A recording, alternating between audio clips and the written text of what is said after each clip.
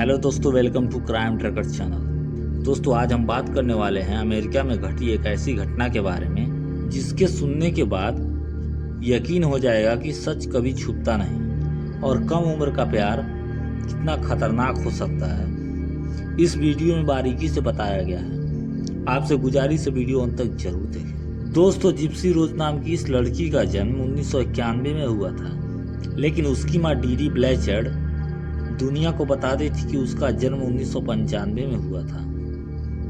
हालांकि उसमें भी डीडी ब्लैचर्ड का निजी स्वार्थ था।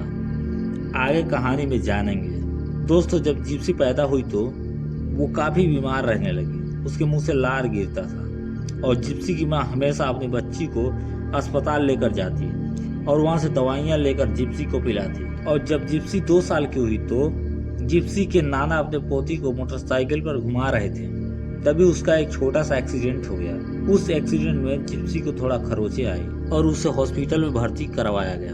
दोस्तों, इधर जिप्सी के माता पिता के बीच काफी विवाद होने लगा, जिसके बाद जिप्सी की मां डीडी ब्लैचर्ड ने अपने पति को तलाक देकर अलग रहने लगी। वहीं जिप्सी के पिता हर महीने अपनी बच्ची के लिए पैसा भेजते, क्योंकि वो कोर्ट का आदेश था। दोस्तों, डीडी ब्लैचर्ड हमेशा कोर्ट में ये कहती, मेरी बेटी काफी बीमार रहती है, इसलिए इसको और अधिक पैसे की जरूरत है। वहीं कोर्ट भी ये बात मान लेती, क्योंकि डीडी हमेशा अस्पताल की दवाइयों की स्लिप कोर्ट में पेश करती थी। दोस्तों, ऐसा लगभग कई सालों तक चलता रहा। वहीं डीडी अपने पति के पैसे ऐंठने के लिए अपनी बेटी जिप्सी को एक व्हील चेयर पर बैठाना शुरू कर दिया और उसे हमेशा बैठा कर रखने लगी, ताकि लोगों को लगे कि वो बीमार है। वहीं उसको एक फिट टब में खाना खिलाने लगी। दोस्तों, अगर जिप्सी ये सब करने से मना करती तो उसकी मां डीडी ब्लैचर्ड हमेशा उसको मारती और 2-2 दिन तक खाना नहीं देती। वहीं जिप्सी को केवल कक्षा 2 तक की शिक्षा मुहैया करवाई गई। ये सब चीजें जिप्सी के साथ हो रही थी, लेकिन किसी को कुछ नहीं पता चल रहा था। दोस्तों, 28 अगस्त 2005 को अमेरिका में कैटरीना नाम का एक तूफान आया,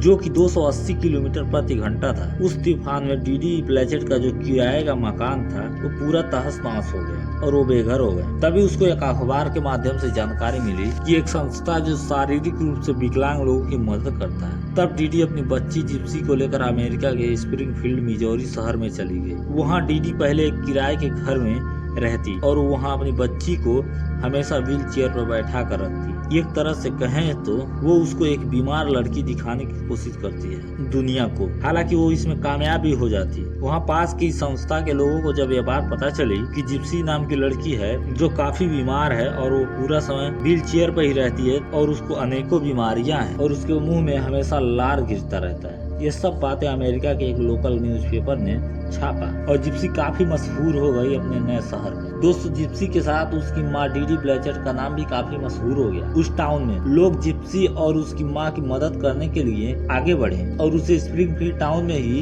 एक छोटा सा घर बनवा कर दिया। दोस्तों, डीडी ब्लैचर्ड जिप्सी का इस्तेमाल करके पैसे इकट्ठा करने लगी और अपनी जिंदगी घर के अंदर काफी शानदार जीने लगी। वहीं जिप्सी अब बड़ी होने लगी। अब उसे घर में कैद रहना अच्छा नहीं लगता था। तब डीडी जिप्सी को घर में पढ़ाने लगी और हैरी पॉटर की किताब भी जिप्सी को दे दी, ताकि जिप्सी खुश रहे और विकलांग बनने का नाटक करती रहे। दोस्तों, ऐसा लगभग कई सालों तक चलता रहा। इसी बीच जब डॉक्टर जिप्सी को दवाइयाँ लिखते तो डीडी ब्लैचर्ड उन दवाओं को घर लेकर आती और जिप्सी को पिलाती या फिर उसको छुपा कर रख देती। ऐसा कई बार जिप्सी के साथ हुआ, जिससे जिप्सी परेशान हो गई। अब उसकी उम्र भी हो रही थी फ्रेंडशिप करने के लिए। उसने फेसबुक पर 5 प्रोफाइलें बनाई अलग अलग नामों से और कुछ लड़कों से चैटिंग करने लगी। उसी बीच जिप्सी की मुलाकात गोडे जॉन नाम के लड़के से हुई, जो उस समय 23 साल का था। वो फेसबुक पर जिप्सी से चैटिंग करने लगा। वही जब डीडी ब्लैचर्ड घर पर नहीं होती तो जिप्सी अपनी आपत्तिजनक तस्वीरें गोडे जॉन को भेजती। गोडे जॉन भी यही करता। धीरे धीरे ये दोनों एक दूसरे के प्यार में पागल हो गए। उन्होंने मिलने का फैसला किया। वही जिप्सी अपने माँ को लेकर एक सिनेमा हॉल फिल्म देखने गई और उधर जिप्सी का प्रेमी गोडे जॉन भी आया। दोनों आपस में मिले और बातचीत स्टार्ट कर दी। तभी जिप्सी की माँ को गोडे जॉन का ये व्यवहार अच्छा नहीं लगा। उन्होंने कहा, जिप्सी अभी 14 साल की है और तुम इसे अपने प्यार में मत फंसाओ। और फिर डीडी ब्लैचर्ड जिप्सी को लेकर वापस चले आए। फिर जिप्सी का फोन और कंप्यूटर दोनों को हथौड़े से तोड़ कर रख दी, जिससे जिप्सी काफी डर गई और फिर वो अपनी माँ की बात मानकर विकलांग बनने का नाटक जारी रखती है। इसी बीच जिप्सी की काम वासना जागने लगती है। तब वो अपने घर के ही पास की फ्रेंड जिसका नाम वुडमैन्सी, उस वक्त उसकी उम्र 23 साल थी, उसे वो कहती है कि मैं एक लड़के को डेट कर रही फेसबुक पर, क्या तुम अपना फोन दे सकती हो? थोड़े समय के लिए वुडमैन्सी कहती है कि तुम एक अपाहिज लड़की हो, आखिर तुमको कोई डेट कैसे कर सकता है, और ऊपर से तुम्हारा उम्र इतना कम है। फिर जिप्सी ने कहा कि मुझे वो लड़का ऐसे ही पसंद करता है। दोस्तों जिप्सी की जिद के आगे उसकी दोस्त हार मान जाती है और फिर जिप्सी को अपना फोन दे देती है। तब जिप्सी अपने प्रेमी गोडे जॉन को कहती है कि मेरी माँ को मार दो, मुझे बचा लो, क्योंकि मेरी माँ मुझे विकलांग बनने के लिए मजबूर करती है। यह सब बातें सुन गोडे जॉन ने कहा कि वो दूसरे दिन यानी 10 जून 2015 की रात उसके घर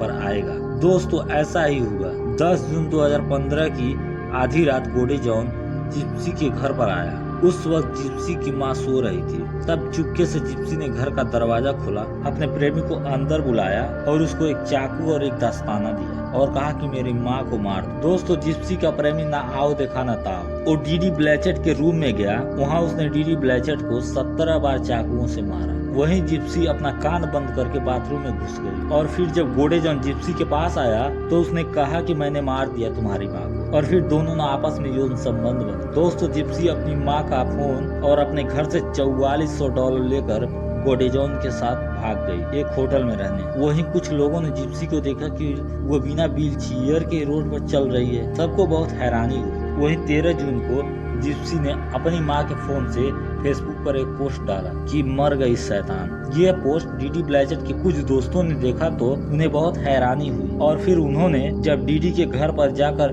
देखा तो हैरान हो गए। डीडी की हत्या हो गई थी। वहीं जब पुलिस वालों ने जिप्सी को खोजना चालू किया तभी जिप्सी की दोस्त वुडमैन्सी ने बताया कि जिप्सी एक लड़के को डेट कर रही थी फेसबुक पर। तब पुलिस ने डीडी ब्लैचेट के फोन के आईपी एड्रेस को ट्रेस करके जिप्सी और गोडे जॉन को गिरफ्तार कर लेती है। वह जिप्सी को अपने पैरों पर खड़ा देख कितने लोगों को विश्वास ही नहीं हुआ। उन्होंने इसकी माँ को इतने पैसे दान कर दिए, ये तो बहुत बड़ा फ्रॉड है। दोस्तों जिप्सी ने कहा कि मैंने नहीं मारा अपनी माँ को, मैं अपनी माँ के चंगुल से बस आजाद होना चाहती थी। वहीं जिप्सी को कोर्ट ने 10 साल की सजा सुनाई। हालांकि जिप्सी के प्रेमी गोडे जॉन को आजीवन कारावास की सजा सुनाई गई। दोस्तों जिप्सी की कहानी पूरे अमेरिका में मशहूर है। वहीं जिप्सी 2013 में जेल से पैरोल पर बाहर आ गई और अपनी जिंदगी मजे में काट रही है। वहीं बेचारा उसका आशिक गोडे जॉन की पूरी जिंदगी बर्बाद हो गई। आशा करता हूँ दोस्तों आपको यह सच्ची कहानी पसंद आई होगी, और अगर हमारी मेहनत आपको पसंद आई हो तो हमारे क्राइम ट्रकर चैनल को लाइक करें, सब्सक्राइब करें। ऐसी वीडियो देखने के लिए धन्यवाद। जय हिंद, वंदे मातरम।